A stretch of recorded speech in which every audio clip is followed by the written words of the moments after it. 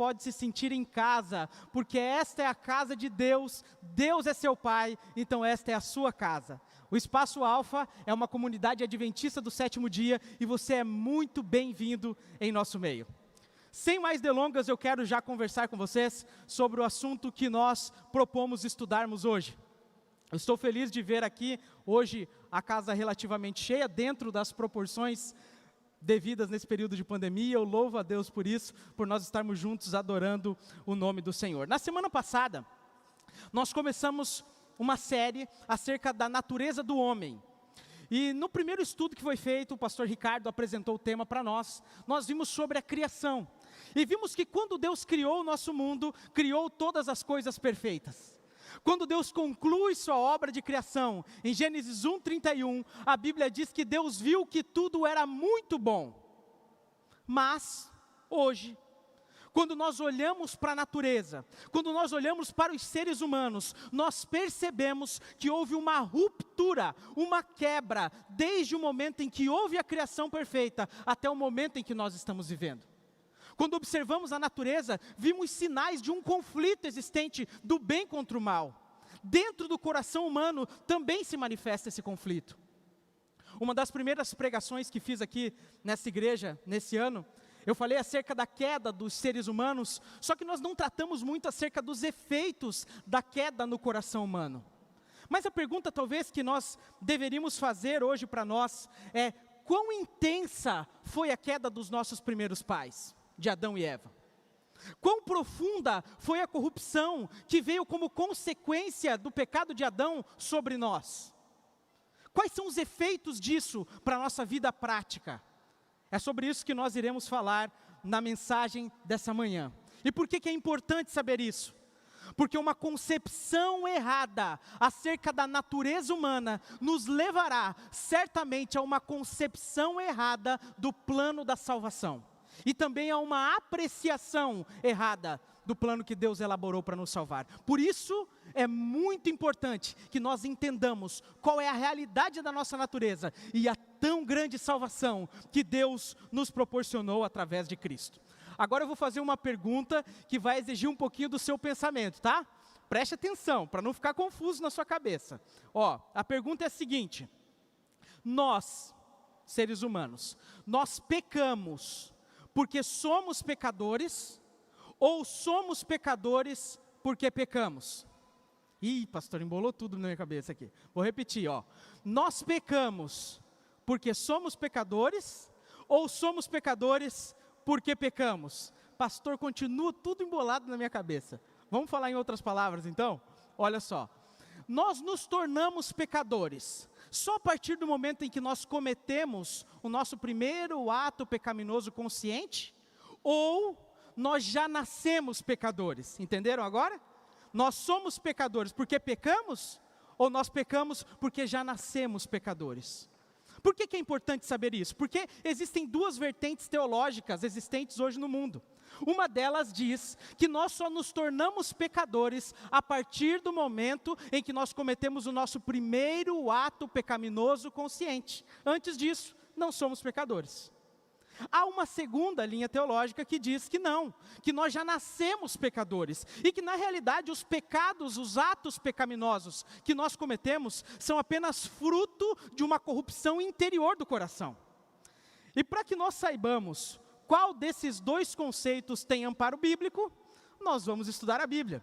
E eu quero convidar você para abrir sua Bíblia aí no livro de Romanos, onde nós iremos concentrar a maior parte do nosso estudo dessa manhã. Abra sua Bíblia no livro de Romanos. Eu gosto muito do livro de Romanos. Na verdade, eu gosto tanto do livro de Romanos, que se algum dia alguém falasse assim para mim: olha, Lucas, a partir de hoje você não vai mais ter acesso à Bíblia completa. Você vai poder só escolher um livro da Bíblia para ter com você. Sem dúvida nenhuma, eu digo a vocês, eu escolheria o livro de Romanos. Porque o livro de Romanos é aquele que apresenta o Evangelho de maneira mais clara e mais completa do que em qualquer outro livro da Bíblia. Eu acredito, e muitos teólogos concordam com isso, de que o livro de Romanos é o livro mais importante da Bíblia. E que o capítulo 8 de Romanos é o capítulo mais importante da Bíblia inteira.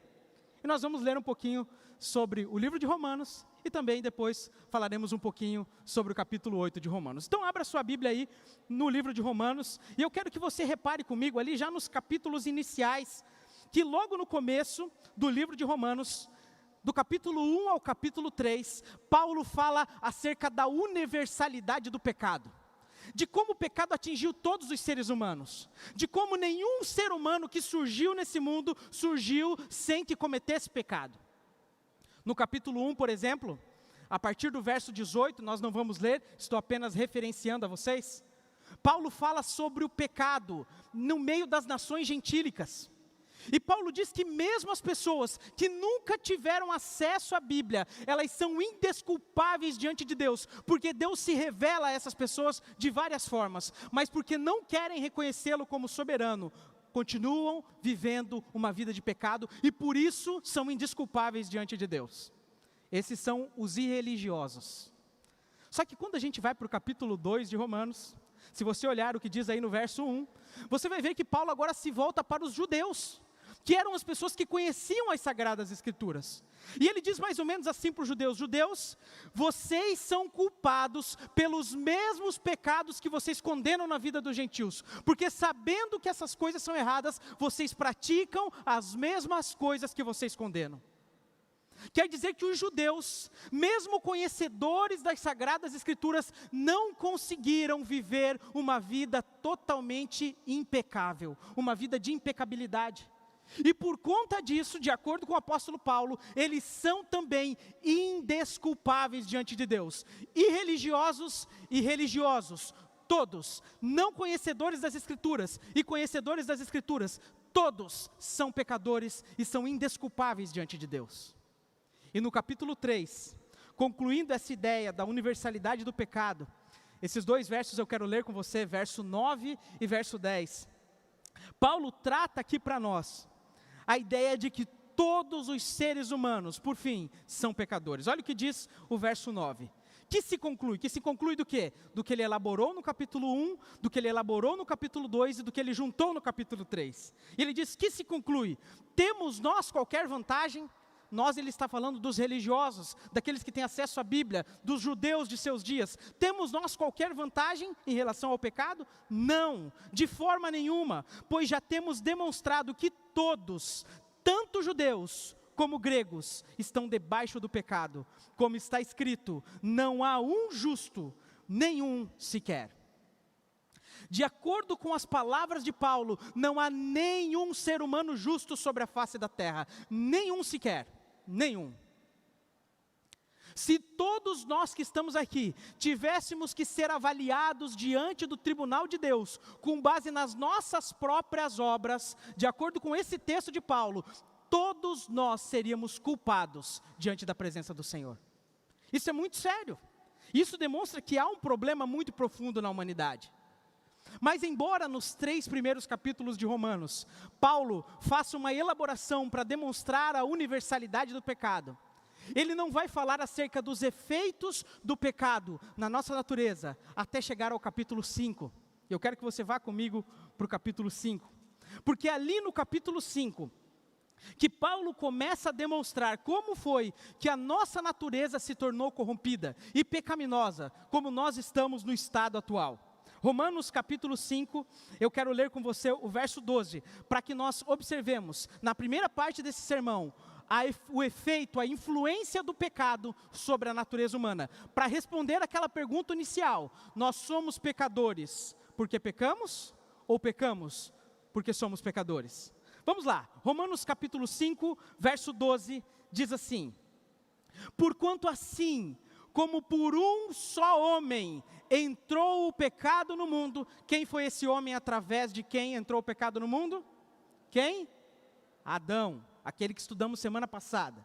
Como por um só homem entrou o pecado no mundo, e pelo pecado a morte, assim também a morte passou a todos os homens, porque todos pecaram. Sem dúvida nenhuma, a queda de Adão foi o maior desastre da história humana, o maior de todos os desastres.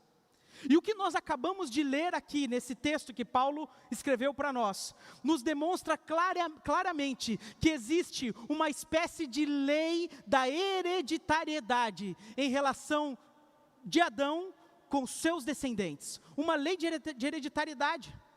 Ele peca, segundo diz o texto, e o resultado do pecado dele é que nos traz a morte. E em consequência do pecado dele, segundo diz o texto, todos nós também pecamos e também somos merecedores da morte. Uma consequência do pecado original de Adão. Segundo o texto que nós acabamos de ler, a morte passa a todos os homens, não somente por causa dos nossos pecados, também por eles. Mas de uma certa forma, o texto nos está apresentando de que há um problema mais profundo aqui. De acordo com o texto que nós acabamos de ler, nós pecamos como resultado do pecado de Adão. Algo afetou diretamente a nossa natureza. Algo nos afeta de maneira hereditária e que nos leva a cometermos os atos pecaminosos. Se você lesse, por exemplo, do verso 15 ao verso 19 aí, nós não iremos ler, mas você pode ler depois. Você vai encontrar pelo menos 5 referências ao fato de que o pecado de Adão trouxe o pecado para nós, e que os efeitos do pecado de Adão se sentem em nossa natureza e nos levam também a vivermos uma vida de pecado. Olha comigo o verso 19, olha o que diz ali, ó. Porque, como pela desobediência de um só homem, olha só, o efeito hereditário, pela desobediência de um só homem, muitos se tornaram pecadores. É algo natural, algo que se refere à nossa natureza. Pelo pecado de um, muitos se tornaram pecadores. Não pelo seu próprio pecado, mas pelo pecado daquele um, nós nos tornamos pecadores. E diz o texto continuando, assim também, por meio da obediência de um só, muitos se tornarão justos. Quando Paulo diz aqui no texto que muitos se tornam pecadores, ele está nos dando a entender claramente que há um certo estado pecaminoso dentro do nosso coração humano. Ele traz para nós a ideia de que não é verdade que nós só nos tornamos pecadores a partir do momento em que cometemos o nosso primeiro ato pecaminoso consciente. Ele não diz isso. Ele diz que pelo pecado de Adão, todos nós nos tornamos pecadores. Quer dizer que o pecado está intrínseco em nossa natureza. Pecado não são apenas atos pecaminosos. Pecado é aquilo que a nossa natureza é. Nós somos pecadores por natureza. É isso que está afirmando Paulo aqui. Ai, mas pastor, será que é isso mesmo? Para que você entenda que em tudo que Paulo fala aqui, ele era extremamente bíblico.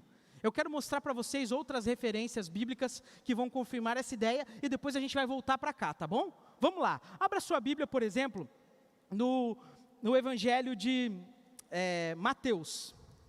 Mateus capítulo 15. Mateus capítulo 15, verso 19.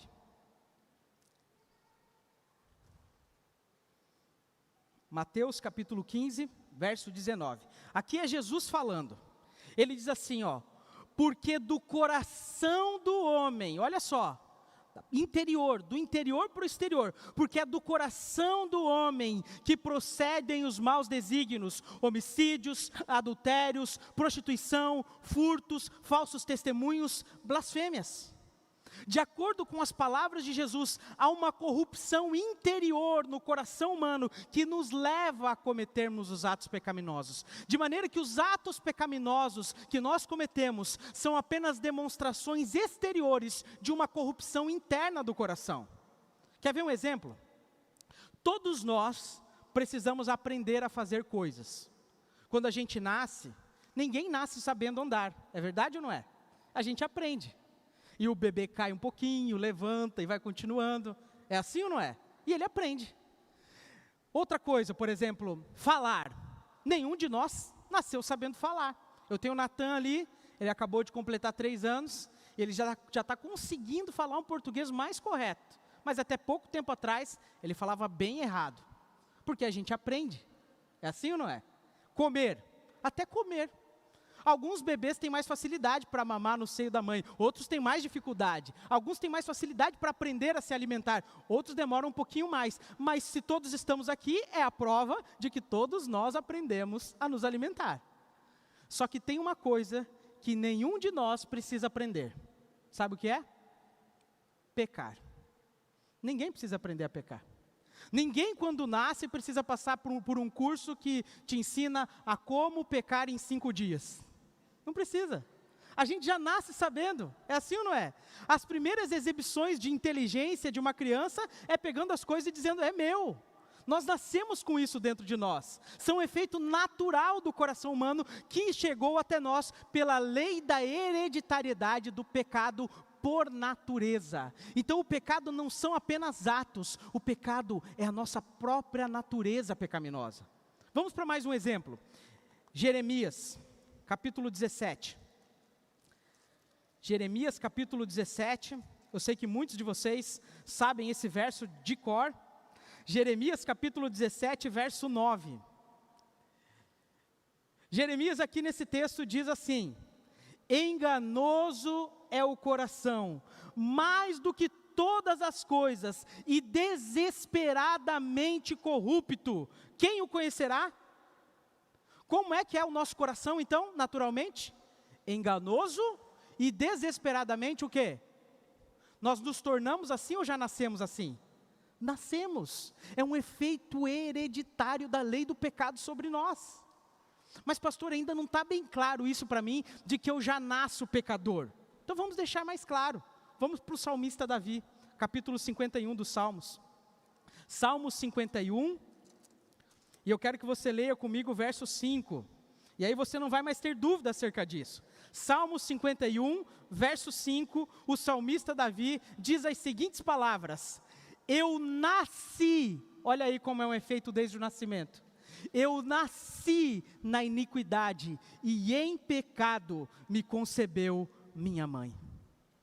Davi deixa claro de que desde o ventre materno, desde o momento da nossa concepção, há um estado de corrupção em nossa natureza, que nos leva, que nos impulsiona, que nos inclina a vivermos uma vida pecaminosa. Repetindo então, de maneira que o pecado, não é o pecado, o ato pecaminoso que me torna pecador. Eu sou pecador por natureza, e o meu pecado por natureza me impulsiona a viver uma vida de pecado. Está claro até aqui? Ellen White corroborando com esse pensamento, no livro Desejado de Todas as Nações, página 266, ela diz assim: o pecado é como uma lepra, profundamente arraigada, mortal e impossível de ser purificada por poder humano. Uma lepra mortal, profundamente arraigada e impossível de ser purificada por poder humano. E o mesmo Paulo, a gente não vai ler, só vou referenciar para você, em Efésios 2:3 diz que nós somos por natureza, é uma questão da nossa natureza, somos por natureza filhos da ira. É sério, nossa condição não é uma condição simples. Eu quero agora voltar com você lá para o texto de Romanos, e agora eu quero falar um pouquinho para vocês do efeito disso na nossa vida prática. Tudo bem, agora eu já sei que eu nasço pecador, eu sou pecador por natureza. Se eu não fosse pecador por natureza, eu poderia dizer que uma pessoa que nasce e ainda não cometeu o seu primeiro ato pecaminoso consciente, ela poderia ser salva sem Cristo, não é verdade? Mas quando eu entendo que o pecado está envolvido em minha natureza, eu entendo que todo ser humano que nasce, já nasce pecador e já nasce precisando de um Salvador. Amém? Agora olha aqui o que diz o livro de Romanos. Vamos falar um pouquinho sobre o efeito prático disso na nossa natureza. Vire sua Bíblia aí, Romanos capítulo 7. Eu quero ler um pouquinho para vocês aqui a partir do verso 14. Mas antes eu quero fazer uma ilustração sobre o resultado disso na nossa vida prática. Eu quero que você imagine um barco grande, bem construído, pelo melhor construtor do mundo, com seu leme em perfeito estado. Imagine que esse barco está agora fazendo uma navegação, e de repente, o leme desse barco, o leme é o que dita a direção para onde o barco vai, não é assim? Imagine agora que o leme desse barco se choque violentamente contra uma rocha submersa e entorte o leme do barco. Eu pergunto a você, se o leme do barco estiver torto, é possível que o barco ande em retidão segundo os planos de navegação, sim ou não? Não. Por quê? Porque o leme está torto. E se o leme está torto, é impossível ao barco andar reto. Ele vai andar torto o tempo todo. Sabe qual que é o problema? O problema é que essa ilustração representa a nossa natureza humana. E o leme do barco representa a nossa vontade. O que é vontade? Estou me referindo não a sentir vontade de algo. Estou me referindo ao maior poder que Deus conferiu a nós como seres humanos, que é o nosso poder de decisão e de escolha. O poder da vontade humana foi diretamente impactado, afetado pelo problema do pecado. E a nossa vontade ficou torta, ela ficou pendente para aquilo que é mal, de maneira que todas as nossas obras, mesmo aquelas que parecem ser boas aos olhos humanos, Isaías diz que são como os trapos de imundície. Tudo aquilo que nós fazemos por nossa própria natureza nos leva para o lado errado, nos leva para o lado pecaminoso. Parece que é muito mais fácil para nós fazermos aquilo que é errado do que fazermos aquilo que é correto. Por quê? Porque o nosso poder de vontade foi afetado pelo pecado. E não foi só o nosso poder de vontade que foi afetado. Toda a nossa natureza humana foi afetada pelo problema do pecado. A nossa liberdade de escolha, tudo. Nosso temperamento, razão, emoção, vontade, todas as coisas foram afetadas pelo problema do pecado, infectados com esse vírus mortal que nos leva a praticar os atos pecaminosos. E esse pecado, queridos amigos, que afetou a nossa natureza, ele nos leva a vivermos uma vida de rebelião constante contra a vontade de Deus. O pecado é nada mais, nada menos do que viver uma vida de rebelião contra Deus. Só que isso está incrustado em nossa natureza, está dentro de nós. É o que nos impulsiona a vivermos da maneira que nós vivemos. Agora eu quero que você olhe comigo aqui o verso 14. Eu quero que você leia comigo aí o que está escrito nesse verso. E quero que você preste bastante atenção, porque Paulo agora descreve a luta de uma pessoa convertida. Isso aqui não é uma luta de um impuro, é a luta de alguém convertido. Por que é uma luta de alguém convertido? Vou explicar para você. Quem não é convertido não passa por lutas espirituais. Você só começa a ter uma luta interna de querer fazer algo e só conseguir fazer o contrário quando você já tem um querer diferente dentro de você. Isso é a ação do Espírito. Nós recebemos uma nova natureza por meio do Espírito. Só que quando recebemos essa nossa nova natureza, nós continuamos com a natureza pecaminosa. E agora há um embate dentro de nós. E como que ocorre esse embate? Olha o que Paulo diz aí, verso 14. Porque bem sabemos que a lei é o quê? Espiritual, a lei de Deus é espiritual. Eu, todavia, sou carnal, vendido à escravidão do pecado. Paulo está dizendo que a lei é espiritual, mas que nós, cristãos convertidos, somos carnais por natureza e vendidos à escravidão do pecado. Verso 15, vamos ler até o 17. Porque nem mesmo compreendo o meu próprio modo de agir, pois não faço o que prefiro, e sim o que detesto. Ora, se faço o que não quero, consinto com a lei que é boa. Mas nesse caso, quem faz isso já não sou eu, mas o pecado que o quê? Que habita em mim. Perceba que Paulo não trata aqui de pecado como ato exterior. Ele está falando de um pecado que habita em nós, do pecado da nossa natureza. Ele está dizendo, eu sei qual é a vontade de Deus, eu sei que a vontade de Deus é boa, sei que a lei é espiritual, quero fazer o certo, mas quando eu tento fazer o certo, eu faço o que é errado. E se eu estou fazendo o que é errado, querendo fazer o que é certo, já não sou eu mesmo que estou fazendo errado, é o pecado que habita em mim, que está incrustado na minha natureza, que está dentro de mim, que corre nos meus sangues, que está dentro do meu ser por completo. E ele continua, vamos ler, verso 18. Porque eu sei que em mim, ele está falando dentro dele, reparem de novo, para você perceber que o pecado é natureza e não só ato.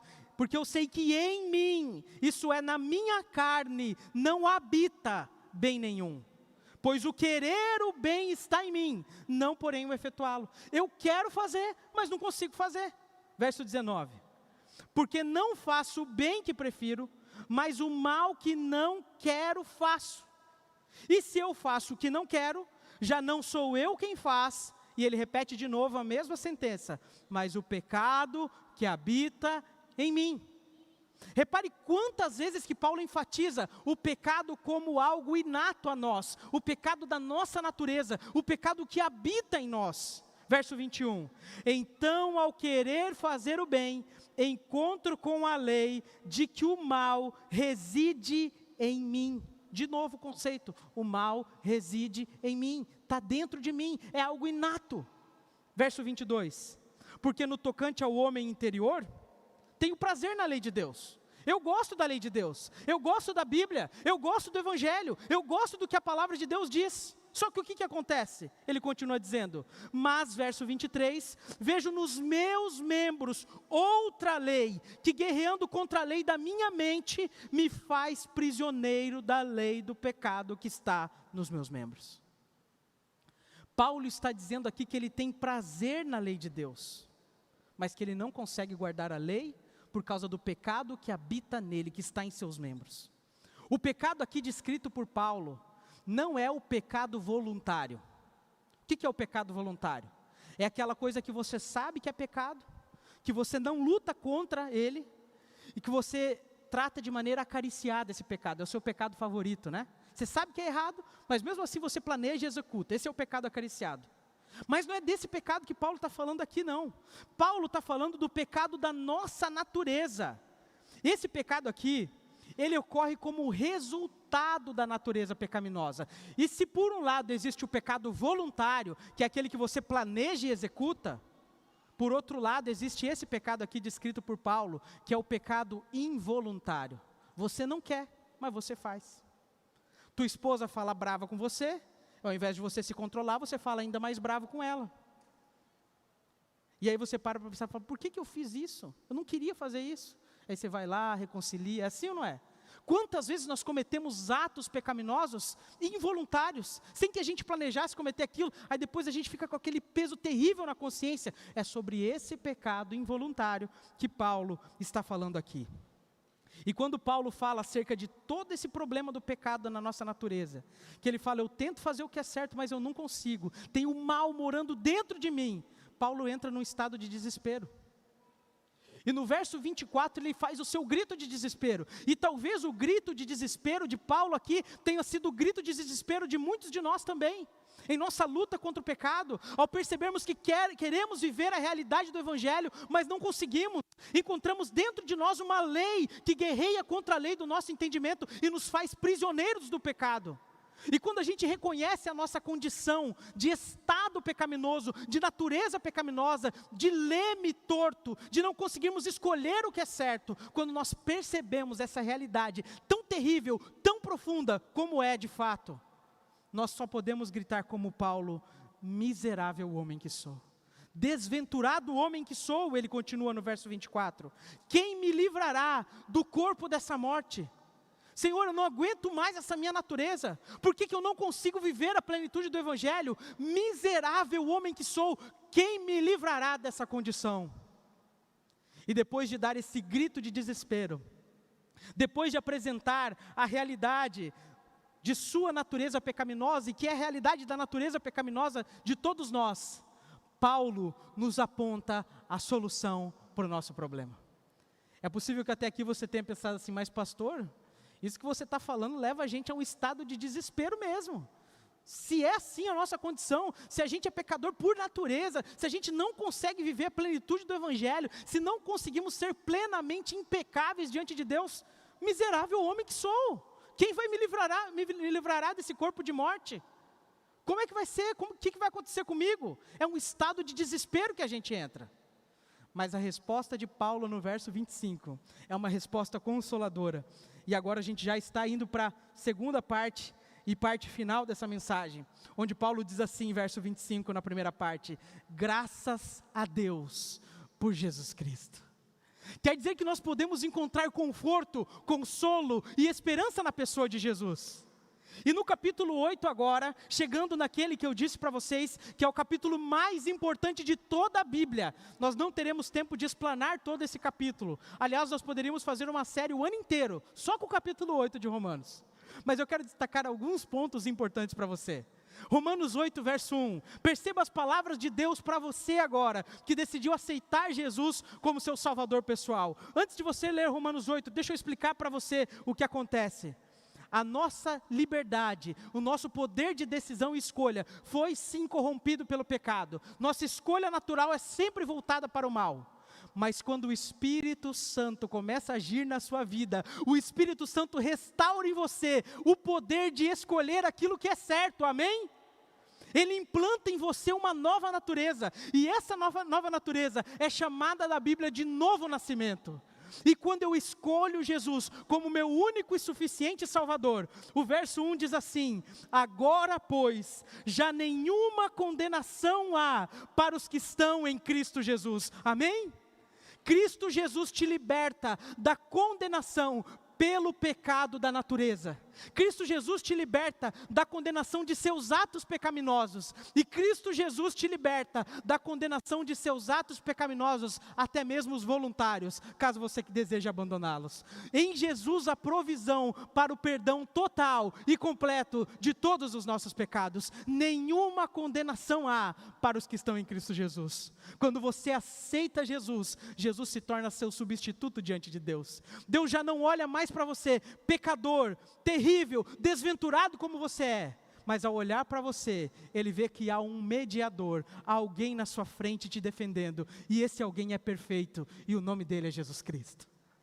E aí o verso 2 diz assim: porque a lei do Espírito da vida, em Cristo Jesus, te livrou da lei do pecado e da morte.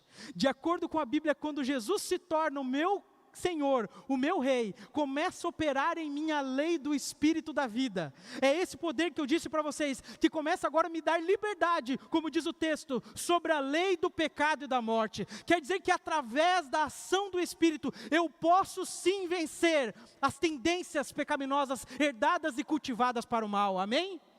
E sabe qual é a boa notícia?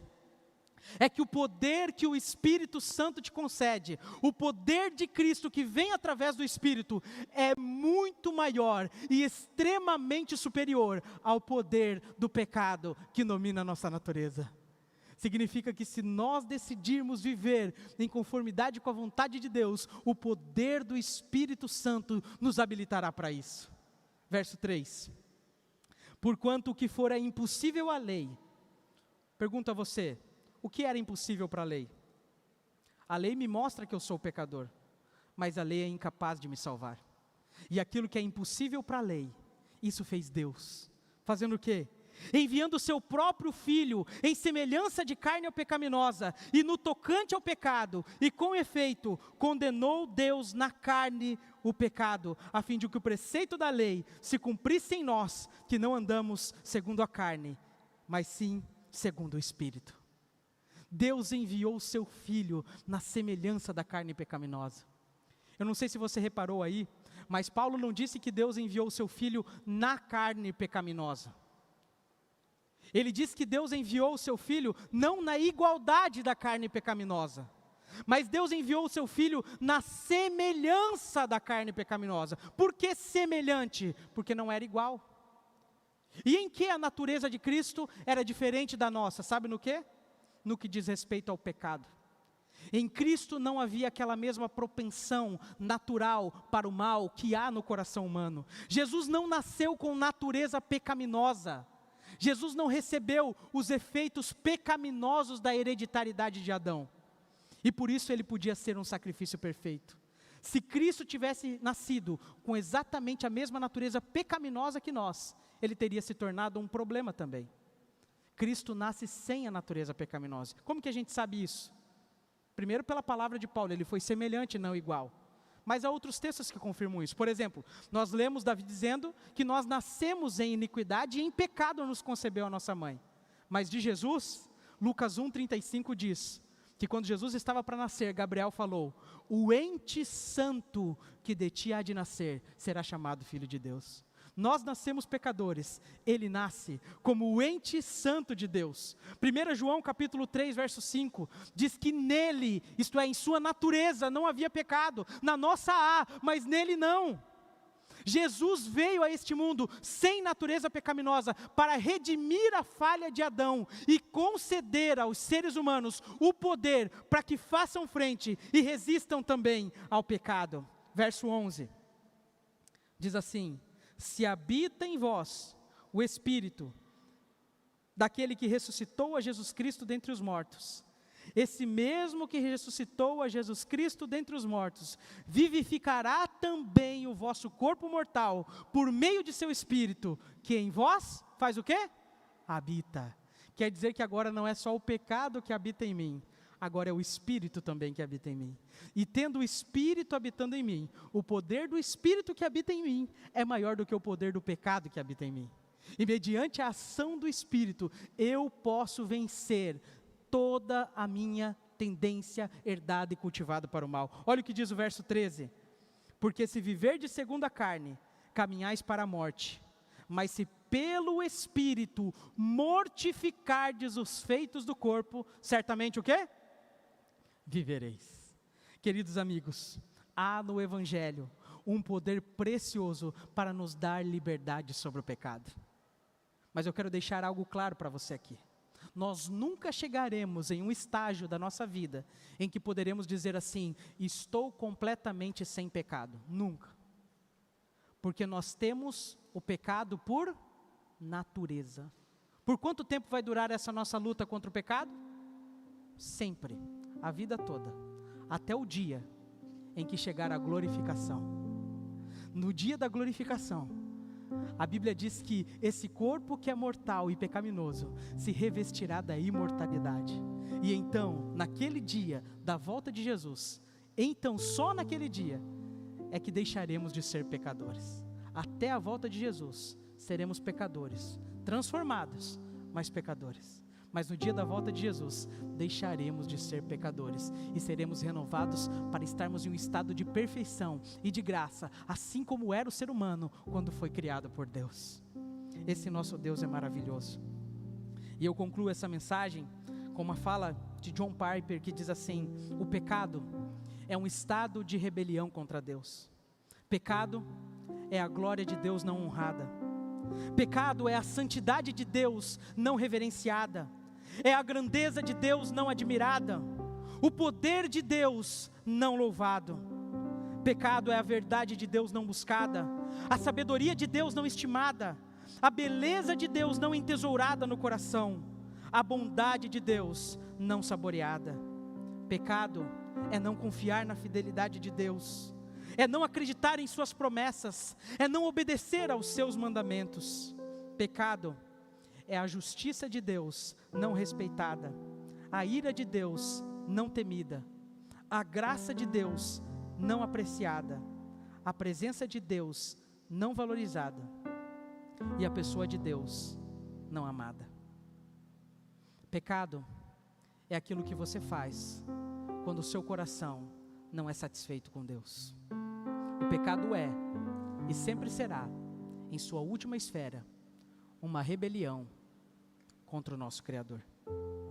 Mas para todo pecado, seja o pecado da nossa natureza, seja o pecado como ato voluntário, ou seja o pecado como ato involuntário, para todo pecado, a esperança, a conforto e a liberdade, no nome do Senhor Jesus, porque nenhuma condenação há para aqueles que estão em Cristo Jesus. Amém?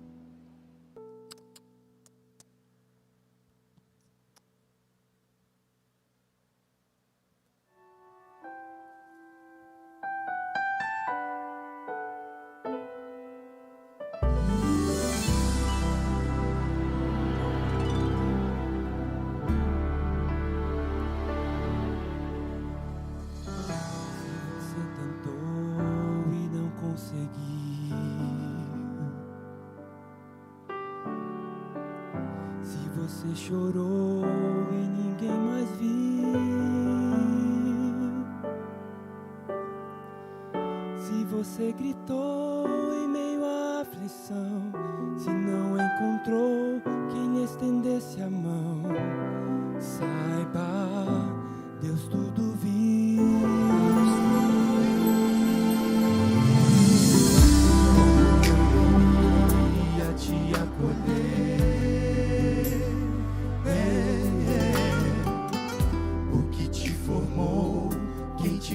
nascer. Os seus olhos lança sobre toda a terra. Ele não dormita, por todos vela. Saiba que Ele é Deus. Deus faz tudo novo, de novo. Se for do seu querer, junta os pedaços quebrados, faz até o morto reviver. Deus faz tudo novo, de novo, se for do seu querer. Como a primavera vem depois do inverno, certo como o sol que surge após a tormenta. Deus faz tudo novo, de novo, pra você. Se a esperança já acabou, só restaram cinzas, nada mais ficou.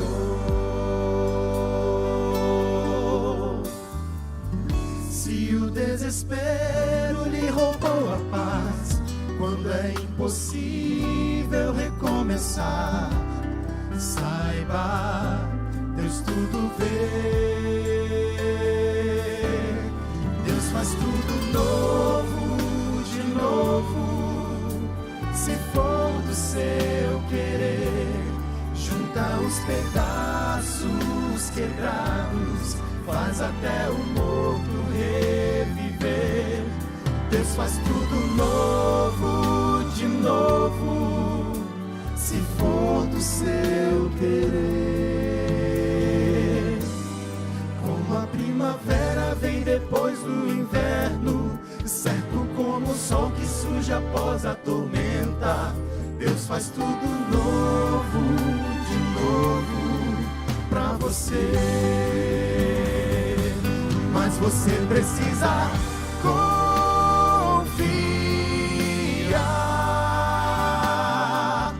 nas promessas que esse Deus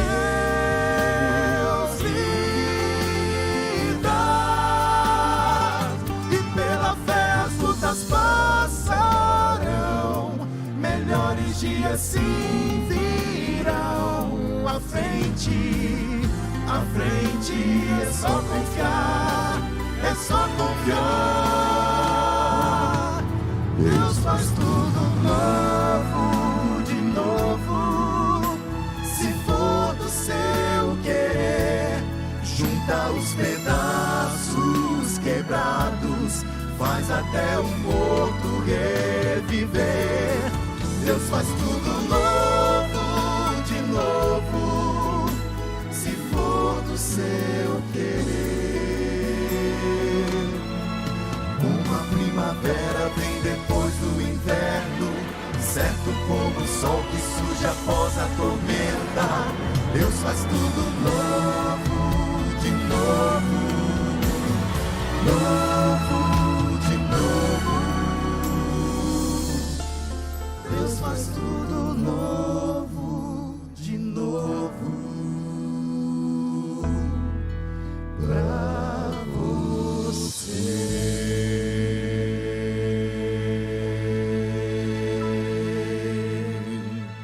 Amém.